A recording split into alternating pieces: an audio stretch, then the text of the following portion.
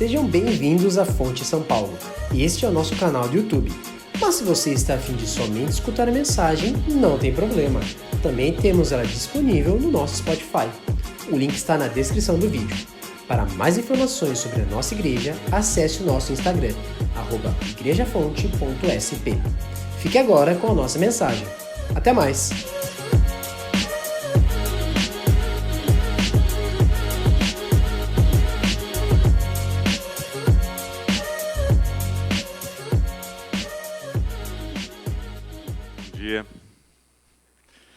Sejam todos muito bem-vindos à nossa igreja. É um privilégio para nós receber todos vocês aqui, ver algumas pessoas retornando. É sempre uma alegria ver todos vocês novamente aqui. Para vocês que nos assistem pela internet, um saudoso abraço e esperamos vocês por aqui também presencialmente um dia. Queridos, nós estamos em uma série de mensagens chamada Saia da Igreja. A ideia dessa série de mensagens é nos ajudar a lembrar que nós temos aqui uma missão. Nós não fomos salvos por Cristo Jesus para sermos colocados na glória. Nós não fomos resgatados por Cristo Jesus para simplesmente desaparecermos desse mundo. A verdade é que nós somos chamados por Cristo Jesus para viver nesse mundo de trevas a verdade e a luz do Evangelho. Nós somos chamados para estar onde estamos, vocacionados para servir onde estamos, com os dons que temos, o trabalho que temos, onde quer que nós estejamos. E ali nós vamos servir a causa de Cristo e a causa do Evangelho. A ideia de sair da igreja é tentar lembrar que ser cristão não é algo que acontece aos domingos, é algo que acontece o tempo todo. Sair da igreja significa, como o nosso próprio vídeo demonstra, tirar essa ideia de que nós somos algum tipo de comunidade dos céus, mas nós temos que estar no meio das pessoas, entre as pessoas. Sair da igreja significa lembrar que nós somos chamados por Cristo Jesus para estar onde nós estamos. Na nossa primeira mensagem, nós chamamos de voltar para o mundo. A ideia é que nós fomos chamados por Cristo Jesus do mundo. Lá nós estávamos, ao mundo nós pertencíamos, mas Jesus Cristo nos diz: eu revelei meu nome àqueles que me destes do mundo. Nós estávamos lá antes de conhecer a Cristo Jesus. Nós estávamos perdidos nos nossos delitos e pecados. Nós pertencíamos a esse sistema de oposição a Deus e lá Cristo nos encontrou. Mas Ele nos chama do mundo, e então Ele nos coloca de novo no mundo, quando Ele diz: eu não rogo que os tire do mundo, mas que os proteja do maligno. A expectativa de Cristo Jesus, quando orou por nós, não é que nós fôssemos removidos desse mundo, muito pelo contrário, que enquanto nós estivéssemos aqui, nós fôssemos protegidos por Deus. Mas Ele também diz: assim como me enviaste ao mundo, eu os enviarei ao mundo. Nós saímos do mundo, nós somos colocados no mundo com a proteção divina, mas agora Jesus Cristo diz: vocês têm que ir ao mundo. Nós temos que invadir esse mundo com a mensagem e a missão de Cristo. E embora nós tenhamos saído do mundo, nós precisamos voltar para lá, porque é lá que a missão de Deus vai acontecer. Lá é o único lugar onde nós vamos cumprir a nossa missão, de levar o Evangelho, de fazer discípulos, de impactar pessoas. Lá nós vamos realizar nesse período que nós temos aqui. Na eternidade nós não teremos esse privilégio.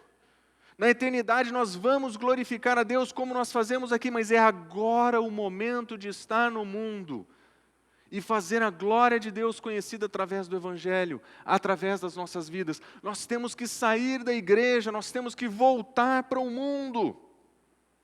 Na semana passada nós observamos um texto em 1 Pedro capítulo 2 que diz o seguinte: vivam entre os pagãos de maneira exemplar. Não somente voltar para o mundo, mas viver lá no mundo. Não é um ato de ir eventualmente, não é um ato de voltar ocasionalmente, é uma disposição de passar a viver naquele ambiente hostil, contrário a nós. Mas é lá que nós temos que viver. Nós temos que viver de maneira exemplar. não é simplesmente estar lá para ser mais um na multidão. Não é estar lá como sal sem sabor que não serve para nada. Não é estar lá simplesmente porque fiz amigos e gosta de estar lá. Não, nós devemos estar lá de maneira exemplar. Porque se eles vierem nos acusar de qualquer coisa, eles possam ver as nossas boas obras e eles possam glorificar a Deus ali no dia da intervenção. Para que eles vejam as nossas boas obras. Existe um modelo exemplar de viver no mundo em que é percebido pelas nossas boas obras. Aquilo que nós vamos fazer enquanto nós estamos nesse mundo tem que ser percebido não para nós mesmos, mas para que esse mundo veja que existe um Deus sábio, soberano, que cuida de todas as coisas e que tem um povo que é sábio e que vive de maneira exemplar. Mas pensando nisso, na semana passada, nós lembramos que para viver no mundo, nós precisaremos de coragem.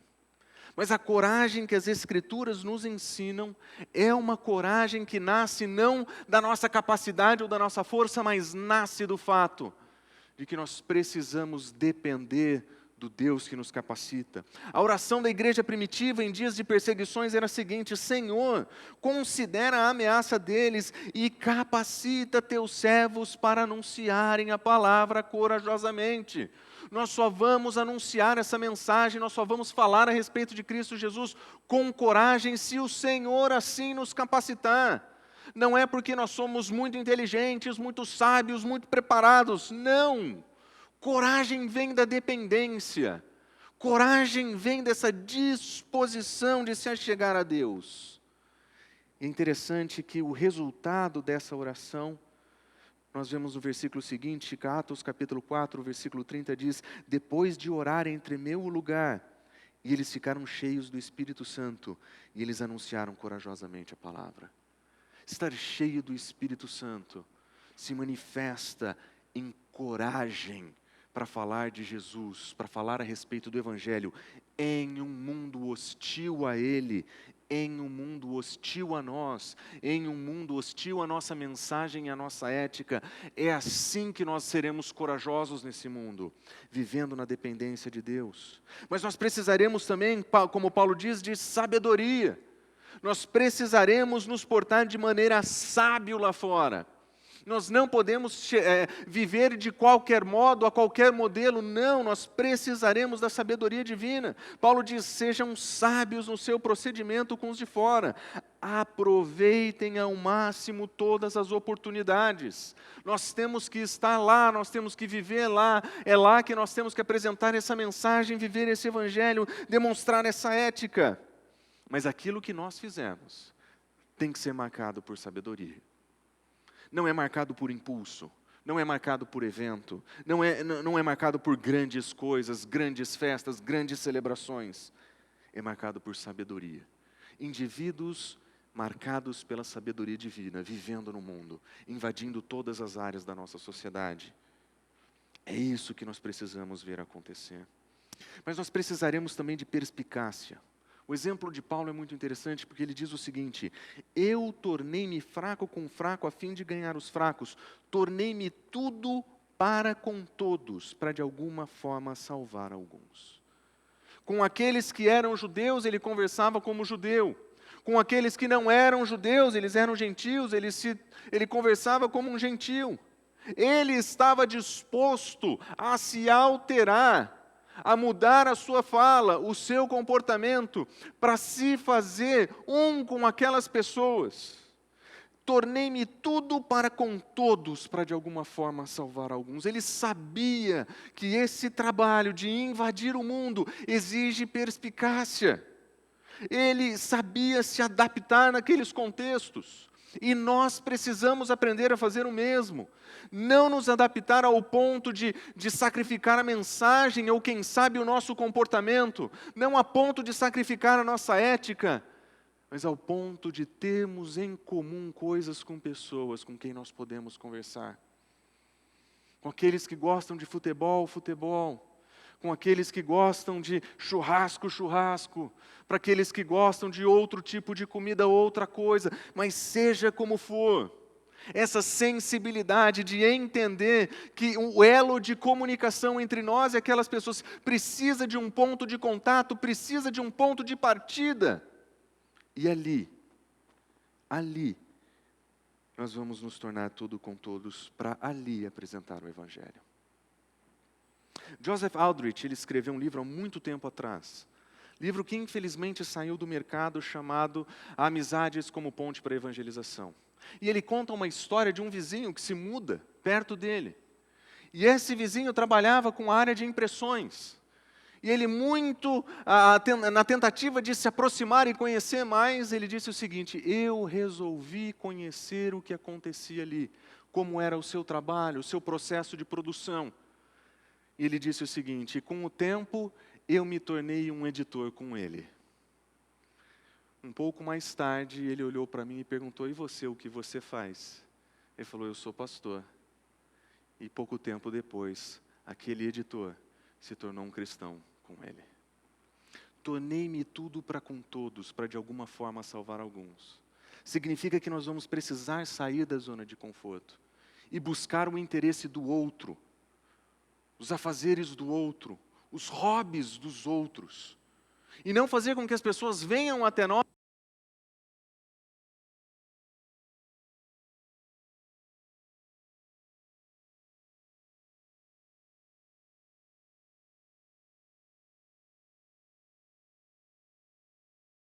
Essas pessoas se juntem, que essas pessoas vejam em nós uma disposição de amá-las a tal forma, de conhecê-las de tal forma, que elas sintam-se impactadas para conhecer a nossa vida e a nossa mensagem e o nosso Senhor.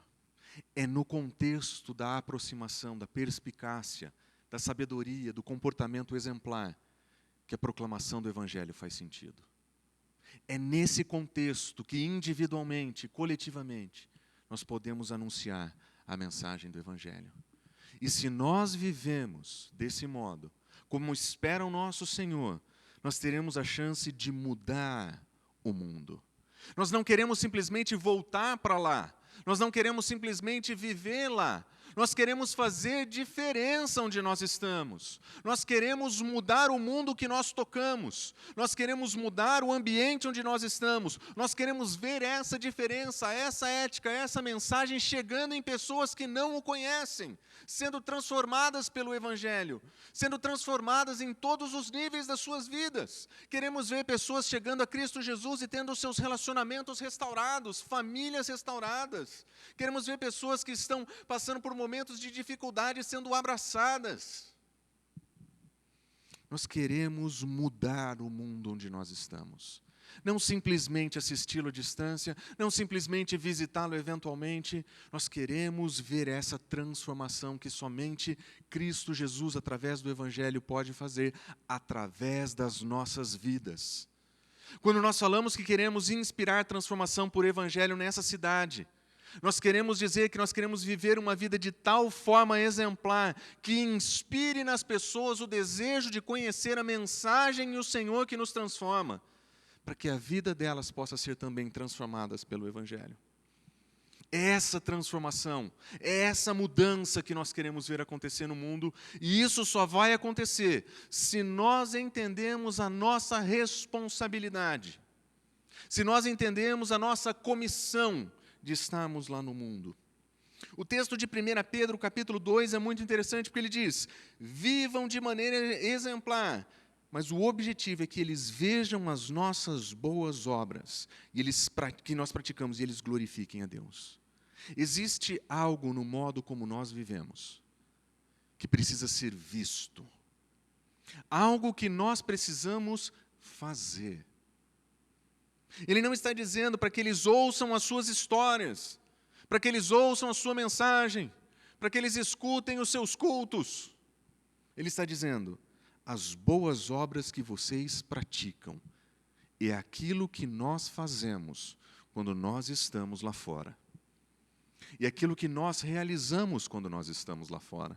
E a impressão que eu tenho é que Pedro, ele está aqui nos explicando aquilo que o nosso Senhor nos ensina no Sermão da Montanha, quando ele diz: Vocês são a luz do mundo. Nós precisamos estar nesse mundo como luz de Deus em um mundo em trevas. Nós somos representantes de Deus, luz de Deus nesse mundo. A luz do Evangelho agora brilha através de nós. E quando nós entendemos a nossa identidade desse modo, Jesus Cristo diz: não se pode esconder uma cidade construída sobre um monte. Quando nós entendemos a nossa identidade como luz, nós seremos como uma cidade construída em cima de um monte. Ela não poderá ser esquecida, ela vai ser vista, não tem como disfarçar. E ele diz ainda: e também ninguém acende uma candeeira e coloca debaixo de uma vasilha. Muito pelo contrário, você coloca em um lugar apropriado e assim ele ilumina todos os que estão em casa. No contexto das casas dos dias de Jesus, tochas eram acendidas dentro de casa. E ele está dizendo: você não faz isso e esconde embaixo da mesa. A luz precisa ser vista, a luz precisa estar em lugar estratégico para brilhar, para iluminar as pessoas que estão ali. São esses os exemplos que Cristo Jesus dá a respeito de nós sermos luz do mundo. Cidade em cima do monte, vai ser vista. Luz no lugar apropriado, vai ser visto e vai iluminar.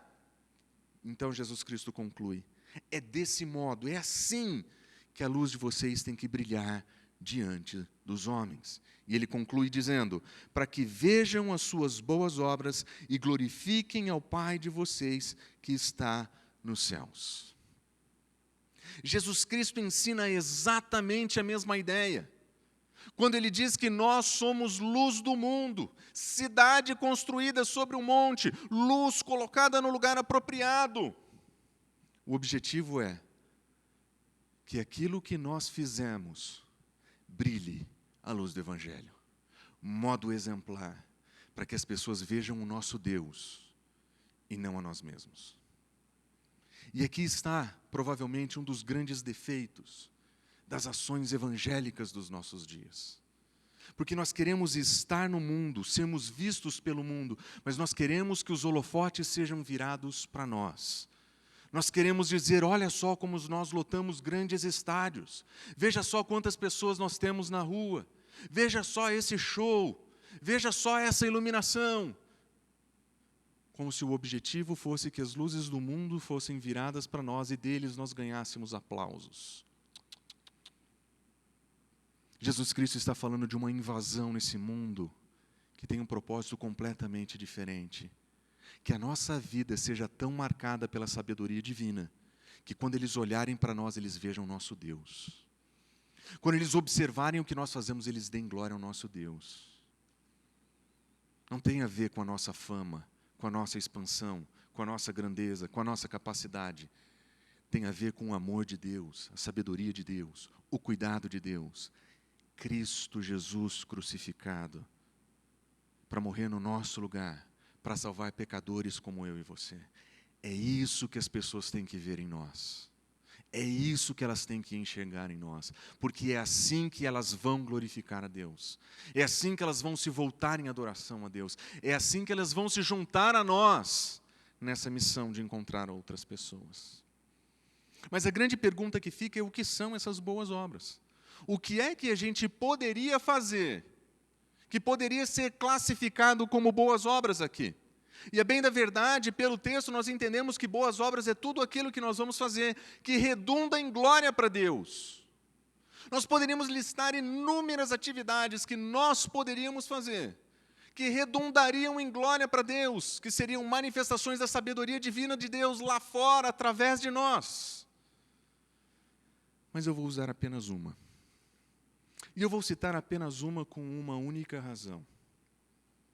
Dentre tantas as coisas que nós podemos aprender, essa é provavelmente a que está na nossa lista número 1 de aprendizados. Nós podemos começar por qualquer lugar, mas a minha sugestão é que nós comecemos por aqui. Tiago, capítulo 1, versículo 27, nós lemos o seguinte: a religião que Deus, nosso Pai, aceita como pura e imaculada. Existe um modo de viver a vida com Deus. Existe um modo de viver a vida com Deus, o nosso Pai, que é puro, que é sem manchas, que é marcado por santidade. Essa maneira de viver, como o texto diz, tem duas ênfases: cuidar dos órfãos e das viúvas em suas dificuldades e manter-se incontaminado pelo mundo. É estar no mundo e não ser contaminado por ele. Estar no mundo e não ser contaminado por ele. Isso é santidade. Isso é uma vida sábia. Isso é uma vida marcada pela prudência. Isso é uma vida marcada por missão. Estar no mundo, mas não estar contaminado por ele. Mas não é só isso. Ele diz: cuidar dos órfãos, das viúvas nas suas dificuldades. No mundo antigo, o grupo mais sofrido, o grupo de povo que vivia com a maior dificuldade, eram aqueles que não tinham pai e eram aqueles que não tinham mais o provedor na figura do marido, a viúva. A viúva, nos dias no tempo do Antigo Testamento e Novo Testamento, ela não tinha como se sustentar. Não existia carreira para mulheres naquele período. Mulheres, elas eram cuidadas e protegidas pelo seu marido, e no ambiente da casa eles administravam as finanças. Mas com a morte do marido, a herança passava para os filhos, e os filhos, se fossem hipócritas ou ruins, ficavam com os recursos e abandonavam sua mãe.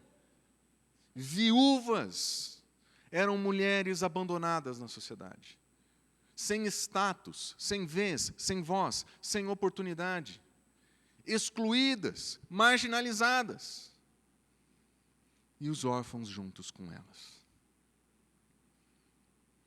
A verdadeira religião que Deus aceita é aquela que vive no mundo, sem se contaminar com o mundo, mas que cuida de quem precisa de ajuda.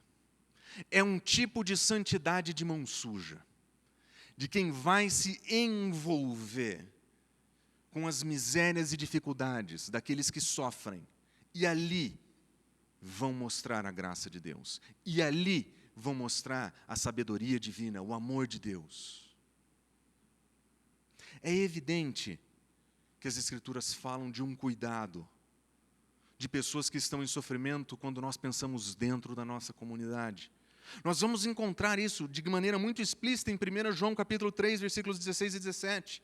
Nisso nós conhecemos o amor de Deus. Jesus Cristo deu sua vida por nós, e nós devemos dar a nossa vida por quem? Por nossos irmãos, aqueles que dentro da nossa comunidade sofrem. E ele diz o que isso significa: se alguém tiver recursos materiais e vendo o seu irmão em necessidade, não se compadecer, e se compadecer aqui não é simplesmente falar, eu tenho pena de fulano que passa por dificuldade, mas é de fato colocar a mão no bolso e exercer compaixão. Se você tem recursos materiais e você vê o seu irmão em necessidade e você não fizer nada, como pode o amor de Deus permanecer em você? Essa é a pergunta que João faz. É evidente que as Escrituras nos dizem que nós devemos cuidar uns dos outros desse modo. Mas não é somente isso. O texto não diz cuidem das viúvas evangélicas. Ele não diz cuidem dos órfãos cristãos.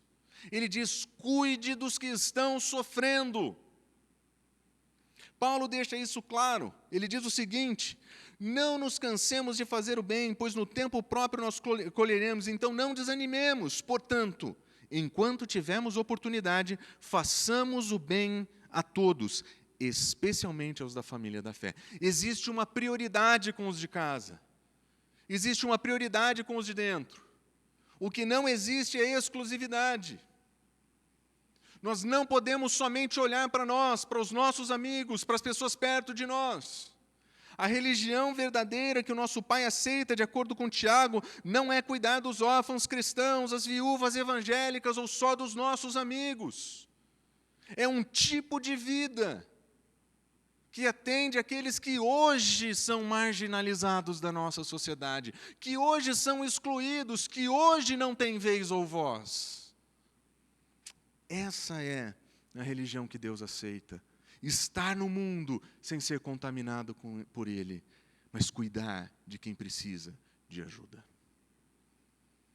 E é importante que se diga, que nos nossos dias esse é um assunto difícil de se falar, porque nós fomos intoxicados pelas ideologias políticas dos nossos dias, e nós tememos ouvir o que o Senhor nos ensina, porque nós assumimos algumas coisas na hora de ler as Escrituras, e nós atribuímos determinadas interpretações a diferentes ideologias dos nossos dias.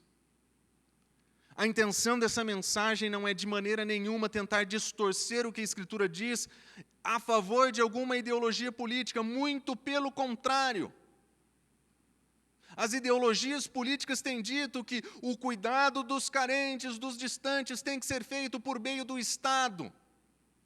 Tem que ser colocado na mão de pessoas. A mensagem das Escrituras é completamente diferente dela. Ela diz, essa é nossa responsabilidade, essa é a nossa religião, esse é o nosso modo de viver diante de Deus. Nós não queremos transferir nossa responsabilidade para ninguém. Essa responsabilidade é nossa. As ideologias políticas têm distorcido isso, seja pela inclusão disso em ideais partidários, ou seja pela maldita disposição de evitar completamente o assunto e fazer como faziam os religiosos dos dias de Jesus, que passavam de largo no sofrimento, de acordo com a parábola do bom samaritano. Viam a necessidade, mas eram santos demais para interferir, eram puros demais para mexer. Eles eram ocupados demais com os afazeres religiosos. Nós não queremos nenhuma nem outra. O que nós queremos é a verdade da Escritura, nutrindo uma igreja que pensa a partir da Escritura. Quando nós falamos sobre boas obras e cuidado de pessoas que precisam de ajuda, nós estamos falando de uma comunidade que entende o coração misericordioso de Deus e que age do mesmo modo, sem transferir responsabilidade, sem evitar o problema. Talvez a frase de Leslie Neil Begin nos ajude aqui. Eu cheguei à conclusão de que a realidade primária que devemos considerar ao buscar impacto cristão na vida pública é a comunidade cristã, não é a ONG. Não que nós não precisemos dela e não possamos ajudar. Não são os partidos políticos, não são os sistemas educacionais, não são as filosofias. É a igreja.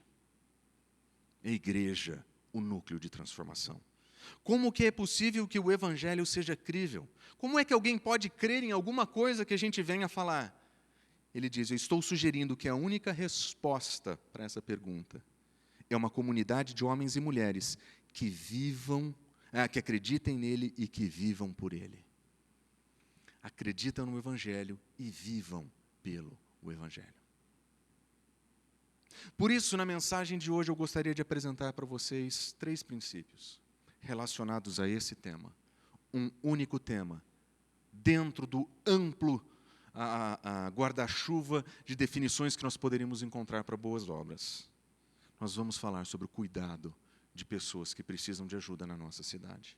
Em primeiro lugar, eu gostaria de dizer que é nossa responsabilidade de mais ninguém. Se nós levarmos a sério o que as Escrituras nos ensinam a respeito do nosso Deus, nós jamais poderemos negligenciar isso. Observe comigo o que o salmista diz a respeito de Deus. Cantem louvores a Deus, louvem o seu nome, exalte aquele que cavalga sobre as nuvens, o seu nome é Senhor, exultem diante dele. Quem é esse Deus? Versículo seguinte, ele é o pai dos órfãos, ele é o defensor da viúva, ele é Deus em sua santa habitação. A santidade divina e a sua separação faziam com que ele estivesse ligado e próximo a pessoas em sofrimento. Da mesma maneira que Tiago nos ensina que nós devemos viver no mundo, mas sem estar contaminados por ele, viver de uma maneira santa ali. Nós devemos seguir o exemplo do nosso Deus, que ele é pai dos órfãos, ele é defensor das viúvas. É Ele quem cuida dessas pessoas, é Ele quem julga o direito dessas pessoas, é Ele quem protege essas pessoas, é Ele quem adota essas pessoas. E Ele faz isso em função da sua santidade. A sensação que eu tenho é que Tiago, quando nos ensina sobre a religião que Deus aceita, ela é derivada desses conceitos que o Antigo Testamento tão amplamente apresentam. A santidade de Deus pede que Ele se envolva com o sofrimento. É porque Ele é santo, justo e fiel, porque Ele é correto, é que Ele interfere nos afazeres humanos. Observe o que o salmista no Salmo 10 diz: tu enxergas o sofrimento e a dor, observa-os e toma-o para ti. A vítima desse sofrimento se entrega a ti, porque tu és o protetor do órfão. Ele vê o sofrimento, Ele toma para si o sofrimento, Ele cuida do sofrimento, porque é Ele quem protege, é Ele quem cuida. Você já teve a experiência de alguém colocar alguma coisa no seu retrovisor quando você está parado em um semáforo? Uma balinha, um docinho. E entre aqueles docinhos você encontra um versículo? Entrega o teu caminho ao Senhor, confia nele e mais Ele fará? Por que essas pessoas se voltam para Deus no dia da dor e do sofrimento? Porque Deus escuta. Deus sabe o que eles sofrem. Qual foi a última vez que você teve que sair na rua vender alguma coisa para colocar comida na sua casa? Deus escuta o sofrimento deles do jeito que nós não escutamos. Deus vê o sofrimento deles, eles sofrem. Ele continua: tu, Senhor, ouves a súplica dos necessitados, tu reanimas e atende o seu clamor, defendes o órfão e o oprimido, a fim de que o homem que é pó não lhes cause terror. O Senhor escuta o sofrimento, o Senhor escuta a dor, o Senhor protege. O salmista no Salmo 83, é Deus quem preside a Assembleia Divina, no meio dos deuses Ele julga. E olha o julgamento que Ele oferece: até quando vocês vão absorver culpados e favorecer os ímpios? E Ele diz ainda: vindiquem o fraco e o órfão, façam justiça para os pobres e desamparados, resgatem os fracos e os pobres, libertem-nos das mãos dos ímpios. Esse é o julgamento de Deus, essa é a sua justiça. Vocês estão absolvendo culpados. Os pobres estão sofrendo, os desamparados estão sofrendo, os fracos estão sofrendo. Conhece algum lugar parecido com isso, onde os culpados são absolvidos e os pobres sofrem? Conhece algum país no mundo que se pareça com isso aqui?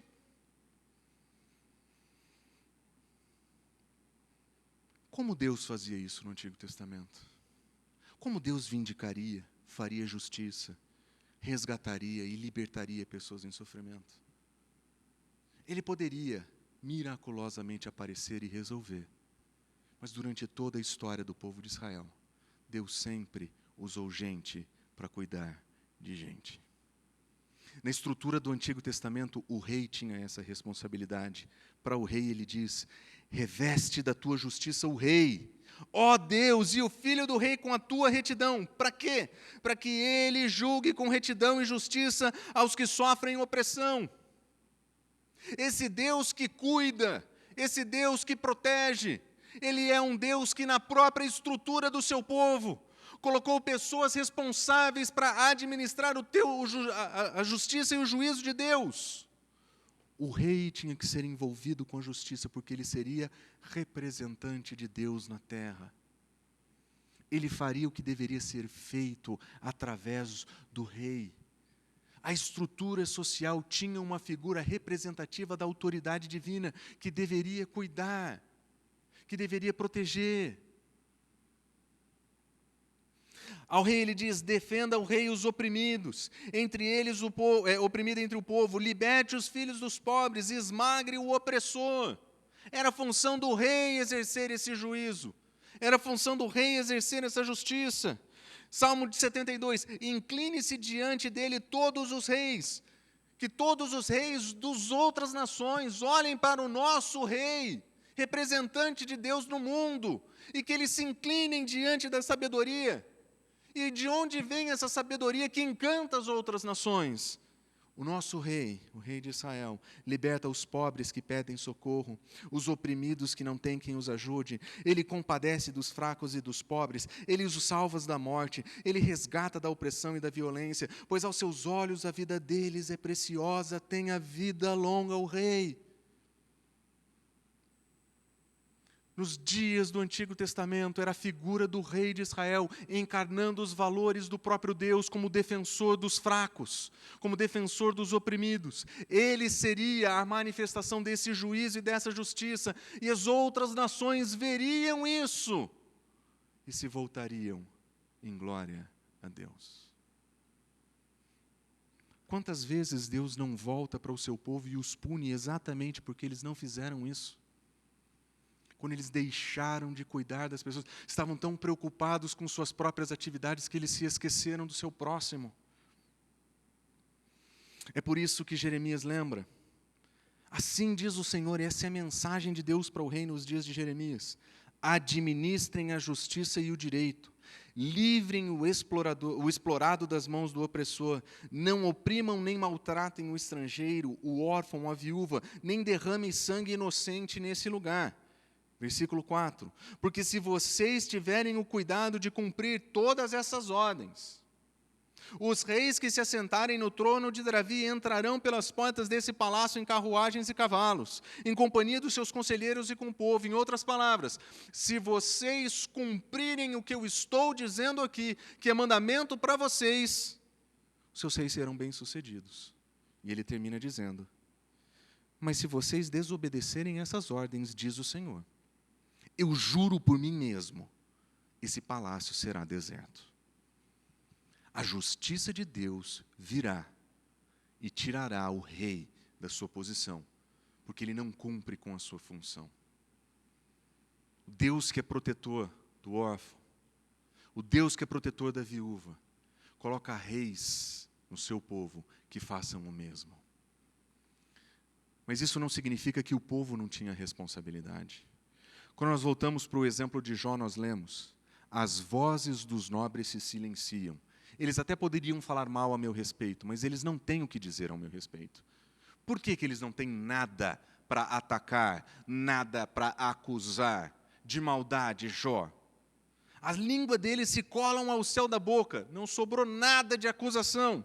O que é que eles viam nesse homem?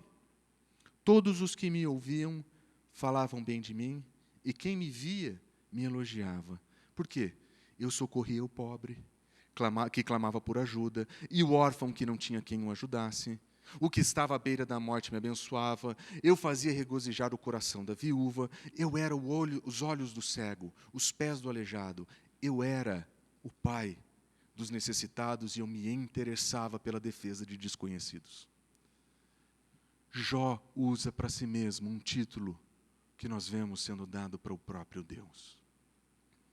A justiça divina, ela é manifesta através da estrutura do Antigo Testamento, através da figura do rei? Sim. Mas aqueles que levam uma vida com esse Deus, eles também carregam as marcas desse Deus. Se nosso Deus é santo, e na sua santidade Ele é o Pai dos necessitados, como nós devemos ser, como Jó foi. É por isso que a sabedoria dos provérbios, em vários lugares, nos ensinam: quem fecha o ouvido ao clamor dos pobres, também clamará e não terá resposta. Isso era para todo o povo. Isso era para todo o mundo. Por isso que Provérbios também nos lembra: liberte os que estão sendo levados para a morte. Socorram os que caminham trêmulo para a matança. Mesmo que você diga: nós não sabíamos que isso estava acontecendo. Mas não saberia aquele que pesa os corações? Não saberia aquele que preserva a vida? Não retribuirá ele a cada um segundo o seu procedimento? A sabedoria do Antigo Testamento já dizia: não adianta você clamar a inocência dizendo que não sabia. O Senhor sabe, o Senhor conhece, e o Senhor vai retribuir a cada um segundo o seu comportamento. Não é responsabilidade do rei, não é responsabilidade de Deus, é responsabilidade do povo de Deus. A religião que o nosso Deus, nosso Pai, que Deus nosso Pai aceita como pura e imaculada é essa: cuidar dos órfãos, das viúvas em suas dificuldades. Aquilo que o Antigo Testamento ensina, o Novo Testamento afirma sem sombra de dúvidas. A responsabilidade é nossa. Não é do rei, não é do Estado, não é dos outros. Ela é nossa. Ela é nossa enquanto indivíduos. Ela é nossa enquanto comunidade. O que nós vamos fazer com a nossa responsabilidade? Se nós quisermos honrar isso aqui, nós vamos precisar de provisão. Nós precisaremos entender que os nossos recursos não são nossos. Que as nossas finanças não são frutos do nosso mérito. Nós vamos precisar entender que a graça de Deus em prover para você o que provém serve para que nós sejamos generosos com aquilo que nós temos, inclusive com aqueles que sofrem. O Antigo Testamento tinha uma série de diferentes provisões para isso. Como que eles cuidavam, como que eles atendiam as pessoas. A primeira provisão que eles faziam era uma provisão que nós chamaremos de religiosa. Observe o que Deuteronômio 26 diz: quando vocês tiverem separado o dízimo de tudo o que vocês produziram no terceiro ano, o ano do dízimo, entreguem ao levita, ao estrangeiro, ao órfão e à viúva, para que eles possam comer até se saciar. A cada 3 anos existia um tipo de oferta, de dízimo, que era um imposto pago ao templo, por assim dizer, que fazia parte do modo como aquela sociedade cuidaria das pessoas que estão sofrendo no seu meio. O levita porque não tinha herança, o estrangeiro porque não tinha terra, o órfão e a viúva porque não tinham vez ou voz. Uma vez a cada 3 anos, eles tiravam do fruto do seu próprio sustento e eles entregavam para essas pessoas. Eles serviam essas pessoas. Isso era uma oferta de adoração a Deus. O nome disso era dízimo. Eles separavam aquela oferta para Deus, mas entregavam para aqueles que precisavam. Depois digam ao Senhor, tendo feito a contribuição: eu retirei da minha casa a porção sagrada. Existia uma parte disso aqui que era sagrado, e eu tirei da minha própria casa. E eu dei ao levita, eu dei ao estrangeiro, eu dei ao órfão, eu dei à viúva, de acordo com aquilo que o Senhor me ordenaste. E eu não afastei dos teus mandamentos. Estava no mundo, não contaminado por ele. Eu cumpri os teus mandamentos, eu fui obediente, inclusive contribuindo para que pessoas em necessidade pudessem ter o que comer. Existia, além disso, uma contribuição que era comunitária em Israel, em dias de celebração. Em celebrações e festas, nas semanas ao Senhor, ao seu Deus, olha só o que você vai fazer. Traga uma oferta voluntária conforme as bênçãos recebidas de Deus. Não é dízimo, não é 10%. É uma oferta voluntária, de acordo com aquilo que o Senhor te abençoou. E de acordo com isso, você vai oferecer para o seu Deus, cada um ao seu modo, a sua quantidade, de acordo com as suas possibilidades. E ele vai dizer: e alegre-se perante o Senhor, o seu Deus, no local em que ele escolher por habitação, junto com quem? Junto com seus filhos e filhas, servos e suas servas, com os levitas da sua cidade, com os estrangeiros, com os órfãos e com a viúva, que vivem com vocês. Você vai convidar pessoas para celebrar com você diante de Deus ali. Você vai usar os seus recursos para que essas pessoas que não podem fazer festa festejem com vocês a celebração de Deus. Relembrem a salvação. Você vai usar os seus recursos. E ele diz o seguinte: lembrem-se, vocês foram escravos no Egito. Vocês sabem o que é passar fome. Vocês sabem o que é não ter o que comer. O que é não ter alegria. O que é não se celebrar. Vocês sabem o que é isso. Mas ele diz ainda: e obedeçam os meus decretos. Isso é uma questão de obediência. É uma questão de santidade. É uma questão de se envolver com o sofrimento. Mas existia um elemento que era individual. pessoas que tinham condições financeiras um pouco melhor na estrutura da sociedade de Israel deveriam fazer o seguinte: quando vocês estiverem fazendo a colheita das suas lavouras, significa que você tem terra, plantação, deixe um feixe de trigo para trás e não volte para buscar. Deixe para o estrangeiro, para o órfão, para a viúva, para que o Senhor, o seu Deus, abençoe o seu trabalho. Se você não entendeu, ele está dizendo: separe parte do seu sustento para cuidar de quem precisa.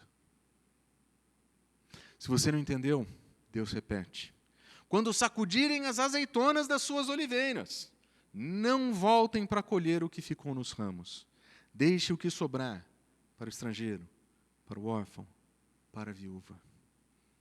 Se você não entendeu, Deus continua: quando vocês colherem as uvas da sua vinha, não passem por elas de novo.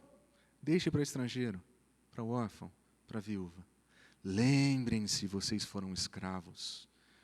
Façam tudo o que eu ordeno.